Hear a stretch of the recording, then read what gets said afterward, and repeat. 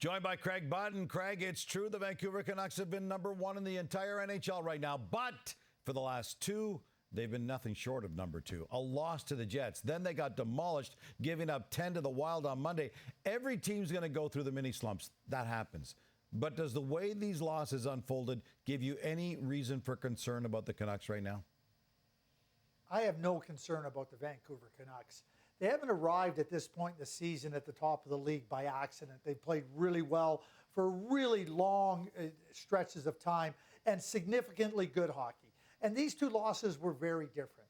On Saturday versus the Winnipeg Jets, it was really simple. The Winnipeg Jets' best and most important players outperformed the Vancouver Canucks' best and most important players.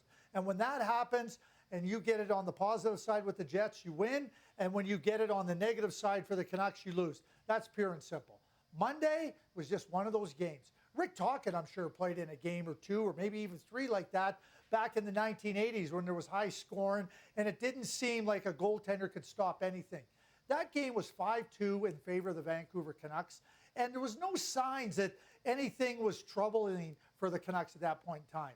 And then power plays for the Minnesota Wild, lack of discipline by the Canucks, and all of a sudden the floodgates open. And they didn't just open, they opened up where there was just no way that the Canucks had an answer to follow up. Maybe they watched the NBA All-Star game on Sunday night, Gino, and they said, this is the way we're going to play defense. Who knows? I will say this, though. There's just too much positive with the Canucks, and Rick Tocchet and the coaching staff probably had a lot of thoughts in their minds, probably keeping it to themselves, knowing that they had an immediate chance for a reprieve going into Colorado, and not just going into Colorado, knowing, and the players know this, that if they play like they did in Minnesota and Colorado, it could be ugly like that. So their attention is a little bit higher, and I expect that the Vancouver Canucks will be able to find a way to put Monday's game behind them, and with a win, it would be far in the rearview mirror. You mentioned goaltending. I want to follow up on that. With the Canucks leading going to the third, Casey DeSmith gives up 5 goals over a string of just 6 shots on net.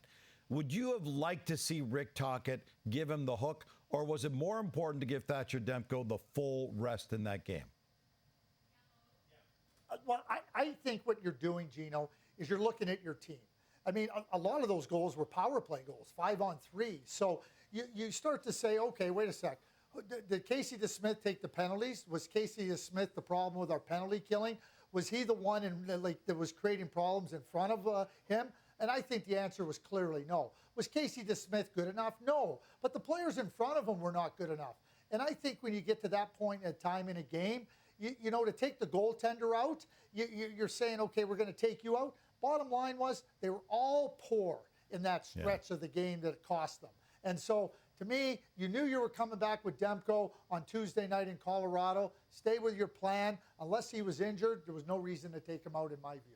You alluded to this. The road doesn't get any easier tonight as the Canucks face the Co-Cup favorites in the Colorado Avalanche. How do you expect them to respond, especially after their last tough outing? Well, they know how good and how dynamic the Colorado Avalanche can be. They also know that the power play is really good in Colorado. So it starts with two things, an understanding of, like, we better be better disciplined. We're not going to be able to take penalties because we could pay a similar price. Number two, back to what got you to the top of the league, and that's really good, hard, purposeful work, being on the right side of the puck, being on the right side of opponents that make sure you're not taking those penalties, understanding that, you know, the game can slip away from you. It can slip away from you quick. So that attention to detail, staying focused, I think that's the message for the Vancouver Canucks.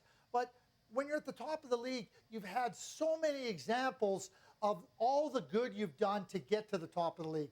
Just remind yourself of that and go out and play. Obviously, Thatcher Demko back in net for tonight's game, and that may not be great news for them. He only has 1 win and a 4.57 goals against average in 5 career games against the Avs. So we'll see how that plays out.